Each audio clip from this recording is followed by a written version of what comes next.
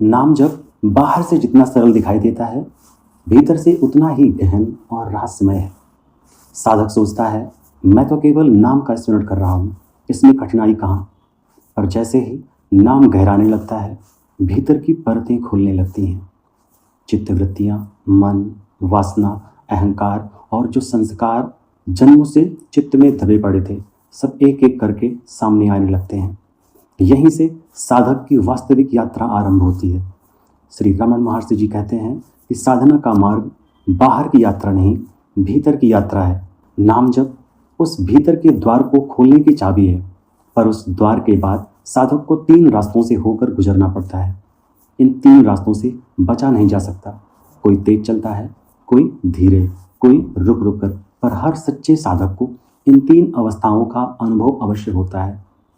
आज के इस वचन में हम रमन महर्षि की वाणी में और भाव में समझेंगे वे 3 रास्ते कौन हैं, क्यों आते हैं और नाम जप करते हुए साधक को उनका सामना कैसे करना चाहिए। यह केवल ज्ञान नहीं बल्कि अनुभव की ओर ले जाने वाला संकेत है। तो चलिए शुरू करते हैं साधक और महर्षि के बीच प्रश्नोत्तरी की इस श्रृंखला को। साधक ने प्रश्न किया कि महर्षि, मैं नाम जप करता हूँ, पर कभी शांति मिलती है, कभी मन भटकता है और कभी ऐसा लगता है कि सब व्यर्थ है। क्या मेरा मार्ग गलत है? तब महर्षि ने शांत दृष्टि से देखा, कहा, मार्ग गलत नहीं है, तुम मार्ग के 3 द्वारों को पहचान नहीं पा रहे हो। साधक चकित हुआ। 3 द्वार कृपा करके समझाइए गुरुजी, वह कौन से 3 द्वार है? तब महर्षि रमण बोले, नाम जप में साधक को 3 रास्तों से गुजरना पड़ता है। पहला संघर्ष का, दूसरा शून्यता का मार्ग और तीसरा समर्पण का मार्ग। महर्षि जी कहते हैं, जब साधक नाम जप प्रारंभ करता है, तब सबसे पहले मन विद्रोह करता है। विचारों की बाढ़ आ जाती है। पुरानी वासनाएं, इच्छाएं, स्मृतियां सब उफान मारने लगती हैं। साधक सोचता है कि नाम जप से तो शांति मिलनी चाहिए थी, फिर यह अशांति क्यों? यही संघर्ष का मार्ग है। यह अशांति नहीं, शुद्धि है। जैसे नदी की गंदगी ऊपर आकर बह जाती है, वैसे ही नाम जप से भीतर का कचरा ऊपर आता है। जो साधक इस चरण में डर कर रुक जाता है, वह लौट जाता है, पर जो टिके रहता है वही आगे बढ़ता है। साधक ने प्रश्न किया, भगवान, दूसरा मार्ग कौन सा है? तब महर्षि रमण कहते हैं, जब संघर्ष शांत होने लगता है, तब साधक एक अजीब स्थिति में प्रवेश करता है। न आनंद न दुख, नाम जब चलता है पर रस नहीं आता, भीतर खाली खाली लगता है। यह शून्यता का मार्ग है।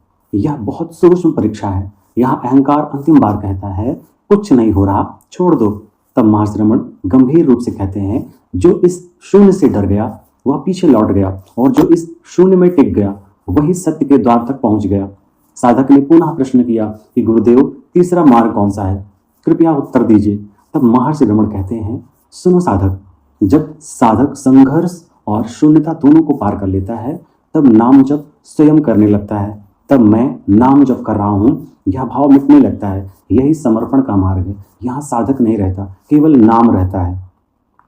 यही अहंकार गल जाता है और आत्मा प्रकट हो जाती है। महर्षि रमण कहते हैं, नाम जप का फल जल्दी या देर से मिलना महत्वपूर्ण नहीं है। महत्वपूर्ण यह है कि तुम इन 3 रास्तों से भागो मत। संघर्ष को स्वीकार करो, शून्यता में ठहरो और अंततः स्वयं को नाम के चरणों में समर्पित कर दो। नाम जब तुम्हें कहीं नहीं ले जाता, वह तुम्हें वहीं लौटा देता है जहां तुम सदा से हो। नाम ही जीवन है, नाम ही मृत्यु। बस जरूरत है तो सिर्फ नाम में डूबने की। नमो नमः।